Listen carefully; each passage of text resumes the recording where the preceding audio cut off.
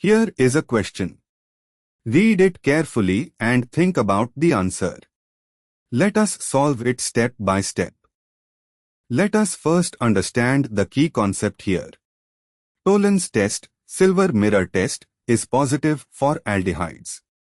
A cyclic hemiacetal can open to reveal a free aldehyde in equilibrium, making it capable of giving a positive Tollen's test. A full acetal, with 2 OR groups or 1 OR and 1 O in ring, cannot open to give a free aldehyde under the mild basic conditions of Tollen's reagent. Moving on to the next step. Identify each compound. A.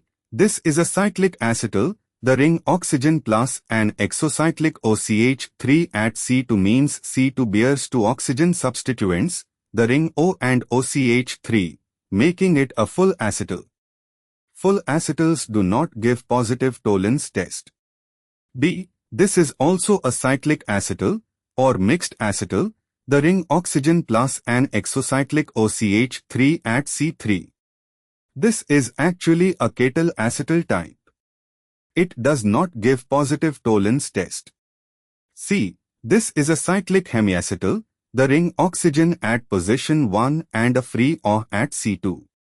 The C2 carbon bears both the ring oxygen and a free hydroxyl group. A cyclic hemiacetal is in equilibrium with the open chain hydroxyaldehyde form.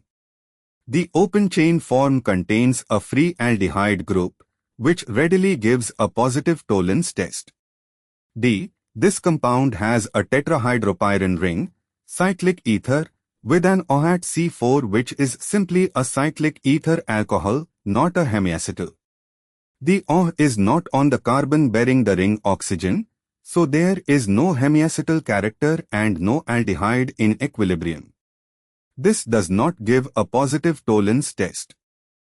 And for the final step. Conclusion: only compound, C, is a cyclic hemiacetal, which exists in equilibrium with an open chain aldehyde form and therefore gives a positive Tollen's test. Therefore, the correct answer is C. Therefore, the correct answer is option C.